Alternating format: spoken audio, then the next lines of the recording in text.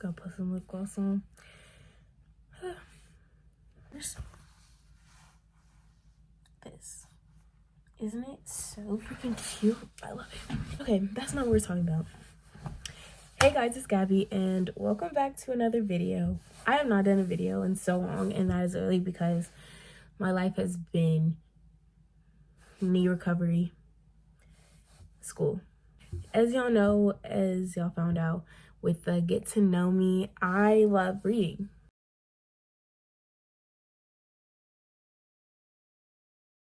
And so I want to talk about all of the books that I read this year. We have a special guest, Emmy. She's in the bathroom right now, but she's going to come out and she's going to help me. Or just be here for moral support. Either one is fine. But I have read over 50 books last year. I think 57 if I remember the exact number, but I know it's over 50. And that consists of graphic novels, mangas, novels, fantasy, romance, fiction. I think maybe nonfiction in here. Yes, nonfiction is in here somewhere too. Get into all of the books that I read in 2024. Basically, I rate them on a scale of 1 to 5 stars, 1 being the least, 5 being the best, and I don't have that many 5 stars. But the ones that I did rate 5 stars, I would definitely go more in depth with. So, the first book I actually read in 2024 was a book for school. This is The Kite Runner by Khaled Hassan, and I really enjoyed this book. I gave it a 4 star. I enjoyed it. Oh, there's Emmy, our special guest. Oh my gosh, hey!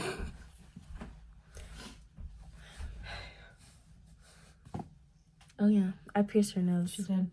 She was very dramatic.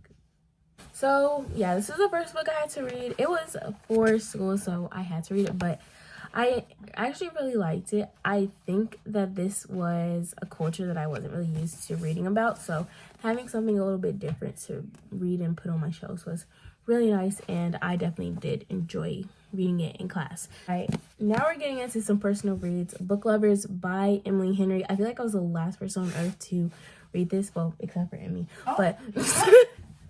But I am not a automatic buy person for Emily Henry. I think that I just kind of thought of her as like, okay, an author that I read, but it's not like, oh my gosh, I'm waiting for her next release, So whenever I felt like picking up a book of hers, I would.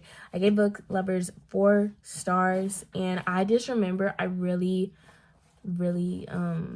resonated with the girl in this book, Nora, and I think it's because she was like a boss girl kind of, and she was, I don't know, very much not with people's like BS. She was very much blunt, and I really like that about her. So 4 stars to Book Lovers. So Things We Hide from the Light by Lucy Score. This is a thick romance. Lucy Score writes the thickest romance books I think ever, but they actually go by really fast. This is the second book in the Knock 'Em Out series, and I will say I liked the first book better than this one. This one, I just wasn't the biggest fan of both of them. I gave this a 3 stars, and I gave the other one like 4 stars, maybe 4.25 or something, but I ended up really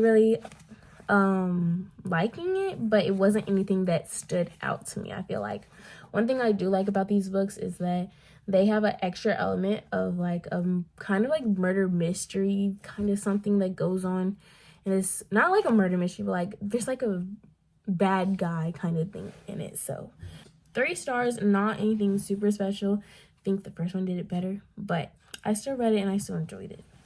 Okay, next, this is the 3rd book in a fantasy series. This is the Red Queen fantasy series. So I read King's Cage. I gave this a 4 stars. And I mean, I honestly can't even remember what really happened in this book because like all the whole storyline kind of blurs together, but I think this one was one that like the action scenes and the fighting scenes were like the best. And we go back to an author that I know and love. This is Lauren Asher's book, Throttled. This I think was one of her first or like more recognized series. This is the Dirty Air series. I liked this one. I rated a 3.5. I thought that the girl and the guy, especially the guy, I didn't think they were like anything special. There wasn't anything that kind of like stood out. It was kind of like every other romance, but what kind of gave it like that extra 0.5 was that they were in the F1 kind of world. So I think that this one was okay. I think my standard rating for like books that like I liked but they weren't like, oh my gosh, good, is like a 3 or 3.5. So I enjoyed this one, but it wasn't anything that I'm like gonna go tell Amy about, you know. So I've had this book on my shelf for so long. This is The Grace Year by Kim Liggett.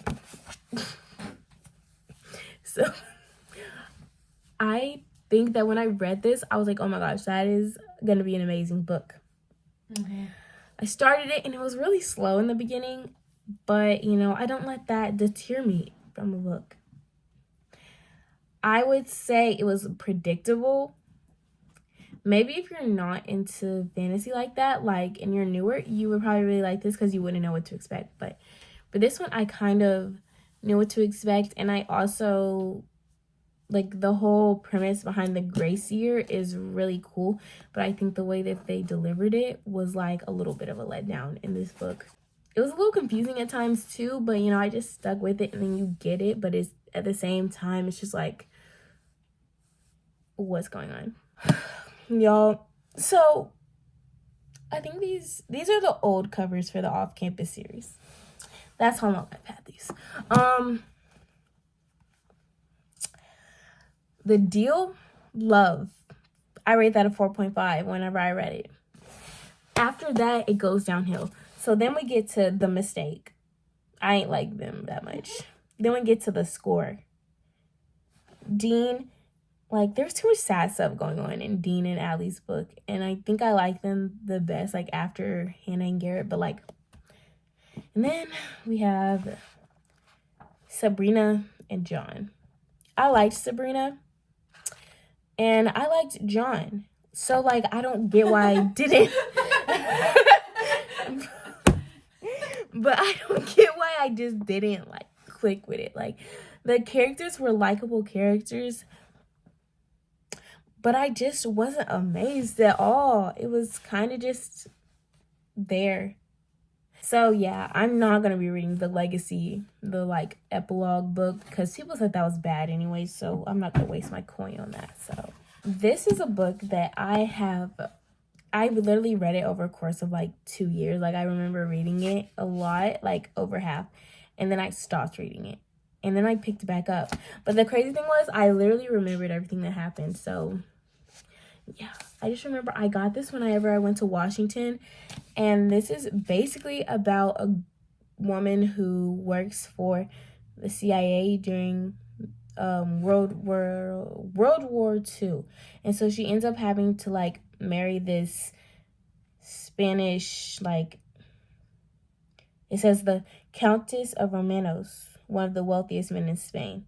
So she's marrying one of the wealthiest men. They have high up power, and she's, like, lying to him because she works for the CIA, who are, like, having intelligence networks in Spain at this time. So I liked it. Nonfiction.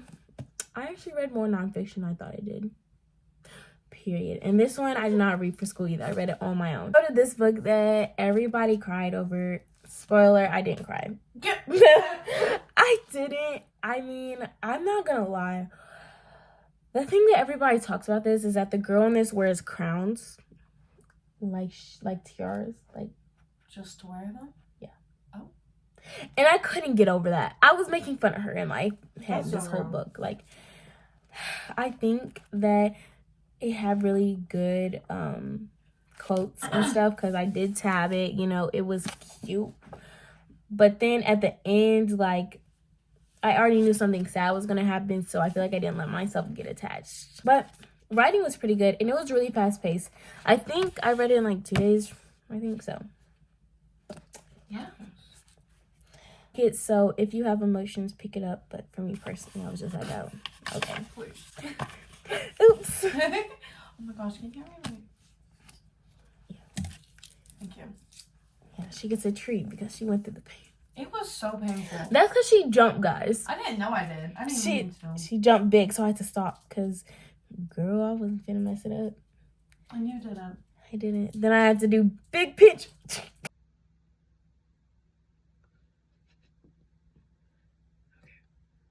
Wait.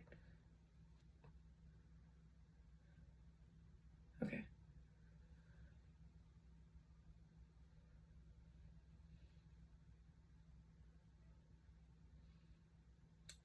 Ow, ow, ow, ow, ow, ow, ow, ow, ow, ow, ow, ow. Okay, big pinch, ready? Ow! I thought it was over. Okay, so this is the, I don't even know what book. Hold on. 1, 2, 3, 4. 4 out of like 10 or something. I don't know. 4 out of 10 books of the Addicted / Cali Sister series. This is Kiss the Sky. This is Rose and Connor's book. Y'all, why was I obsessed? I rated this a 4.75. It was so close to a 5-star. What I loved about them was that they're just super smart people. Like, Rose goes to Princeton, and I think Connor goes to Penn or something. So they're both really smart people, and like their banter was like smart people banter. Mm-hmm. Yeah, and so I really, really liked it. Like, I didn't expect to like it this much, but they very much became my favorite couple out of all of them. I'm not even gonna lie, I can't stand Lily and Lo. But will I still read their books because it's a part of the series? Duh, because I'm not gonna be lost. But yeah, so I had this on my shelf again for a long time. Like, I am someone who, I see a book, I'll buy it, and I'll be like, okay, I'm gonna read that soon, and it's gonna be a few months until I read it. Then I read my first poetry book. A lady gave this to me like years ago, and I honestly did not think I was gonna read it. No, actually I did. I have this on like so many lists for like, okay, I'm gonna read it this year, I'm gonna read it this year. But I don't know, something finally was like, okay, you actually need to read it. It says, late into the night I write, and the pages of my notebook swell from all the words I've pressed onto them. It almost feels like the more I bruise the page, the quicker something inside me heals. That's good. Yeah. I need to read that. You do. It's really good. Thank you. I love my poetry. Yeah. The Poet X by, what's her name? Elizabeth Acevedo. Mm-hmm. I gave that a 5-star. I would go back and say like a 4.5 because I don't think about it enough to be a 5-star. But in the moment when I was done, I was like, okay, yeah. Did you like read it all the way through? Yeah. I read it. It's kind of like, it's like poetry, but it's like a storytelling poetry. So like her childhood is like told through poetry. So you get like different events in her life. That's really cool. So that's what I like. So you can read it like a regular book, like a regular novel, but it's in like poetry style. So you can either take breaks or read it all the way through. I read it all the way through. I think I read it in a day. Like, it was super quick. It's just like, yeah, it was addicting too. I like couldn't stop reading. The Housemaids by Frida McFadden. This is my first introduction into Frida McFadden. And let me just tell you, I read this in 2 days and I ate it up. And I think this is becoming a movie. So I've heard a lot of good things about this. Yeah. You read that when you were in my house, right? Mm-hmm. So yeah, I read this so fast. It was like insane. So I really like this. I rated a 4-star. Heartbones by Colleen Hoover. Think pre her canceling online. This is it. So yeah, I really loved that I also got the old covers because I do not like the new covers that they came out with for Colleen Hoover books. There's like new covers? Yes. Like, you can't get this anymore. Oh, I actually have never seen that. You're right. That's cute. Why I don't know, but I guess because it got picked up by different publishers. It was a really cute summary, and I liked or summary read, but I really liked how Colleen Hoover can put a lot into such a short book. Like, I read this in a day, and I literally like just flew through it. I think that it has the perfect sweetness, but also it has emotion in it, and to do that in such a short amount of time, because this is barely over 300 pages, like, yeah. Next is y'all, this was a 5-star. Leigh Bardugo knows how to write, and when I tell you, like, I don't know, oh, you can definitely tell in this light, I tapped so much. I loved it. This is what I said about it. I said I enjoyed every single freaking second of this book. Love. That's why I wrote my little journal. I love this. I read this in 2.5 days. And this is a thick fantasy. So, I was literally obsessed. And I loved the first one. The first book, Six of Crows, 5-star. This one, 5-star. Read it. Now, people say you need to read the Shadow and Bone trilogy before. I did not like Shadow and Bone nearly as much as I like this. So, I feel like if you're one of those people that's like, okay, I think I should read the Shadow and Bone trilogy first, read it. But honestly, you don't need to. Like, it's in the same world, except for this one is like years later from the original trilogy. I say just read the duology. Like, that's what you're gonna love the most. Not gonna lie. The writing style, the plot, the characters. Like, why do I love gangsters and murderers? That's a problem. But this book makes me do it, so I can't complain too much. Don't hate me. My friend loaned this to me. As friend, she means me. Yes. She has to get her 5 seconds of fame. Mm-hmm. Better Than Movies by Lynn Painter. I'm not gonna lie, this is predictable. Don't you... Now listen to me, guys. This book, okay, yes, it's a romance book. You know how it's going to end, most likely. But the story that goes along with it, so good. Her writing, amazing. Don't even. But to be fair, that's like the only book I read last year, so I don't really have a wide variety. But I loved it, personally. I'm reading another one of her books right now. I think the writing for me was a little bit too young. Just a little bit. Please. Spare me. I gave this a 3-star. You are such a hater. Can I have my own opinion? Not when it's wrong. Okay. I'm not going to drag this because I know it has a big fan following, but I'm going to give this back to her now because, yeah, I'm done. It was good, though. It was good. It wasn't great, like everybody said. Next, we have books that I had to read for school. So I'm going to go over these real quick. This is a memoir. I do not rate memoirs because it's somebody's life. I don't want to, like, rate somebody's life and, like, how they tell it. I feel like that's wrong. That's smart, actually. Yeah, unless I really love it. Then I'll break it and be like, okay, yeah. So this one was... I think because I had to dissect it so much, I ended up, like, being indifferent to it.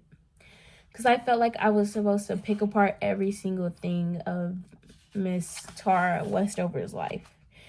But I will say it has good things in it. It has a different depiction of, like, mental health. Like, more realistic than I feel like in most books. Obviously, because it's, based on real life. It's literally her life. But I also love the theme of if you set your mind to it, then you can do it. Like, even if you think you don't have a choice, you do. And you make the life that you want for yourself. And, like, if you're interested, if you want to do more, then it's up to you to go find that. And I really like that theme. So, I don't rate this, though, because I just had to dissect it so much that I feel like it took the love for reading out of it. I just had to write, like, I don't even know how many essays I wrote on this for my AP Lit class. It was too much. Now, here comes a book I loved. This is Born a Crime by Trevor Noah. Y'all, when I first read this, I rated it a 5-star.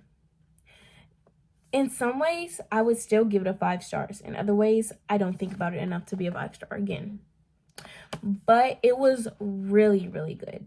Like, when I tell you I annotated this so much, like, it was crazy. So what I liked about it was that we got his side of the story, and then we also got little things of, like, background of what was going on in South America at this time and kind of the social hierarchy and, racism in South America and just how different groups were told to be against each other because of either ancestral problems or literally, like, just because of a different region in South America that they were born in. You know, it's very different from, I feel like, in America's racism and stuff. Like, it's the same principle, but how it started is different, and how it continues to affect the people in South America is different. So I thought that was really interesting to learn about.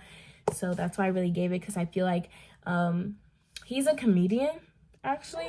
So you get some of that, like, satire in here. You get some of that, like, funniness in there, too. Like, he's telling about something traumatic, but, like, he's joking about it at the same time. So it is very informative, and you're going to like it, but you're also going to laugh at the same time. And it's not to, like, take away the seriousness from a situation, but it's kind of showing you how he got through his life, you know, not taking everything too serious and trying to find the best in different scenarios, you know.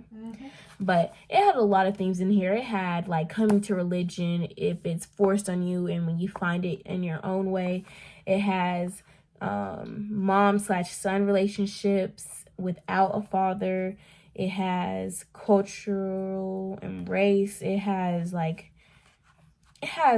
everything in it, really, that I feel like happens so much. And and identity. Identity was a big one in here that I really like seeing, because he was mixed, and like, people who were mixed were treated very different. So I really like this. I think you should read it. It's not super long either, and I enjoyed it. Looking for Alaska by John Green. Y'all, when I realized who this author was, it kind of ruined the book for me a little bit. But then I got over it, and I was like, okay, this is a good book. If you ever had to watch Crash Course History, then you know. John Green, yeah. This book was 5, though. I'm not gonna lie. I actually first originally read it, and I took a book out of my school's library, and that's how I read it, so I couldn't annotate it. But then I got my own copy, because I was like, I actually really liked it. I ended up rating it 4 stars, and I think the mental health representation in it was also really good, and the storytelling was also really fast-paced, which I liked. And it was just kind of in a premise of a, like, book that I never really read before, so I enjoyed that too. It was kind of surprising. So 4 stars to Looking for Alaska, and I want to read more of John Green's work. I think he just released another one last year, or maybe the year before, or something like that, and I think people liked it. Here's a reread. Now, you might be asking, Gabby, don't you have a lot of books you need to read anyways for the first time? Yeah, but I wanted to reread something. So I originally started, I was, like, so tired of my music, so I originally started listening to the audiobook. Then I was like, wait, I want to read it. I need to read it. So I read this, and y'all, it's a classic story. Like, Archer's Voice, if you haven't read it, then read it. Like, what are you doing? Read it. It's good. Okay. Yeah. I gave it a 4 stars. I liked it, and I definitely want to read more Mia Sheridan. Y'all, I didn't even rate this. So this is Frankenstein. I had to read it for AP Lit again. I didn't mind the writing at all, actually, which I thought was surprising. To be fair, she was, what, 16 when she wrote this? Mm-hmm. Like, that's pretty impressive. Yeah. Personally, I don't like the story that much, but I think the way that she was so young, and, like, she was making a voice for herself, that's kind of cool. Yeah. So I like that, and I feel like I also liked how he talked about the difference between when man tries to, like, replicate God, and, like, the side, like, the effects that come from that. Like, we're not God, so, like, when that happens, like, we get freaking Frankenstein, and it's terrible. I got to the end, and I didn't like it. I got to the end, and the end was not good, and I felt like it was being dragged on as well. I feel like it could have been at least, like, 3 to 5 chapters shorter. Now let me show you. Y'all, this is a 5 star. Red, White, and Royal Blue. Yes, I know I'm the last person to read this. Like, this is a OG book talk book. And I just now read it. But, like, I wasn't ready to read it before. But, like, when I picked it up, I was ready. And boy, did it not disappoint. Now, I'm going to just sum it up for y'all in this, what I wrote in my journal. I said, Alex and Henry have my heart. They can do no wrong, and they deserve the world. I like how the authors made all the characters smart, but not one-dimensional intellectuals. Loved the mental health representation in this book, and how Alex loved every part of Henry, even the darkest. Now, one thing I do remember, I kept getting their names mixed up. Like, I kept switching them in my brain. Like, for some reason, I thought Henry was the U.S. guy, and then I thought that Alex was the England guy. I don't know why. In my brain, it just kept switching. Interesting. I don't know why I kept doing that. But they were perfect for each other, so no complaints. 5 stars. Read it. I read this while I was on fall break, and I was like traveling, so I needed a thicker book to, have in the car and all this stuff. This is the 4th and final book in the Red Queen series, and I'm gonna say that it starts off real good. First book good, second book good, third book was also good, and then the 4th one disappoints.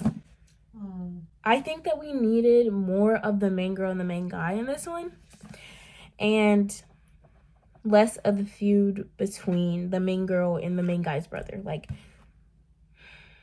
y'all know he's the bad guy, like, whatever. Like, I don't know. It had really good moments, but then it had moments in between that it just dragged. And it was like, it almost felt like a filler book, which this is the last book, so why is it acting a filler book? Like, that doesn't make sense.